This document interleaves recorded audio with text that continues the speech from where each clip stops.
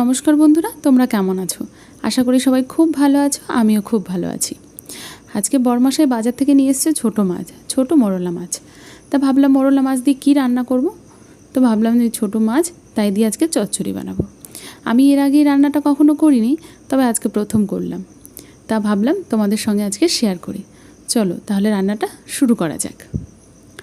দেখো এখানে না প্রথমে আমি মাছগুলো খুব ভালো করে কেটে নিয়েছি বলতে মাছের মাথাগুলো তো আমি ফেলেই দিয়েছি, কারণ বলা হয় যে মোরলা মাছের মাথায় না খুব নোংরা থাকে আর বালিও থাকে। তাই কেটে খুব ভালো করে ধুয়ে নিয়েছি, মানে অনেকবার খুব ভালো করে ধুতে হয়েছে, নাহলে এত নোংরা ছিল না। ভালো করে ধুয়ে পরিষ্কার করে জলটা ঝরিয়ে নিয়েছিলাম। এবার না এর মধ্যে আমি অনেক মশলা মাখাবো। মশলা বলতে যেহেতু আমি বললাম চচ্চড়ি বানাবো, তো একসঙ্গে পুরো মশলা মাখিয়ে তারপর একদম কড়াইয়ে বসিয়ে দেবো। তো তার জন্য আমি এখানে দিয়ে দিচ্ছি একটা গোটা পেঁয়াজ, একটা গোটা আলু, মানে আলুটাকে ছোটো ছোটো করে কেটে নিয়েছিলাম, পেঁয়াজগুলোকেও কেটে নিয়েছি ছোটো ছোটো করে, আর দিয়ে দিলাম টমেটো একটা, ওটাকেও আমি ছোটো ছোটো করে কেটে নিয়েছিলাম, আর কয়েকটা কাঁচা লঙ্কা। এই যে কাঁচা সবজিগুলো দিলাম, আর এর মধ্যে কিছু গুঁড়ো মশলা দেবো। 1 চামচ হলুদ, আর 1 চামচ লঙ্কার গুঁড়ো, 1 চামচ জিরের গুঁড়ো, আর 1 চামচ নুন। এই সব কিছু একসঙ্গে দিয়ে ওপর থেকে দিয়ে দেবো কাঁচা সর্ষের তেল। কাঁচা সর্ষের তেল দিয়ে খুব ভালো করে মাছের সঙ্গে এই কাঁচা মশলাগুলো আর গুঁড়ো মশলাগুলো খুব ভালো করে মাখিয়ে নেব। মাখিয়ে আমি এটাকে 5 থেকে 10 মিনিটের জন্য ঢেকে রেখে দেবো, যাতে মশলাগুলো না মাছের মধ্যে খুব ভালো মতো ঢুকে যায়, আর যখন রান্না করব তখন টেস্টটাও যেন খুব ভালো হয়।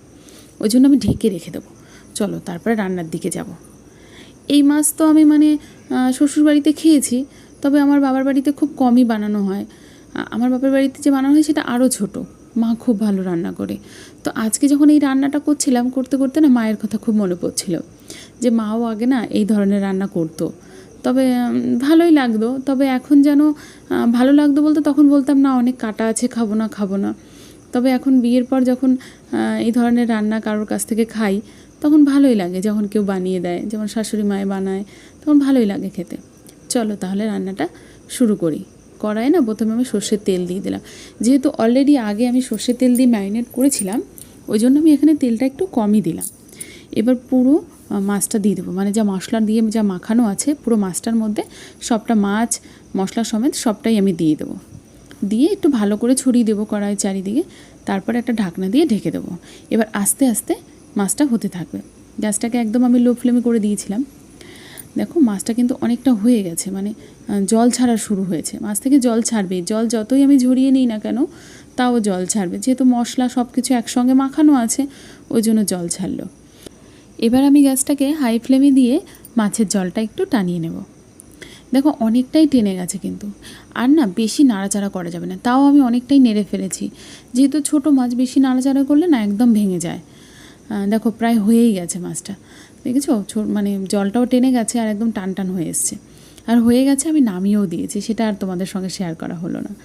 যাই হোক, এরকম ছোটো মাছের চচ্চড়ি খেতে কে কে ভালোবাসো অবশ্যই কমেন্টে লিখিও, আর অবশ্যই বাড়িতে বানিয়ে খেও। আবার দেখা হবে আরেকটা রেসিপির সঙ্গে। তোমরা ভালো থেকো, সুস্থ থেকো। টাটা।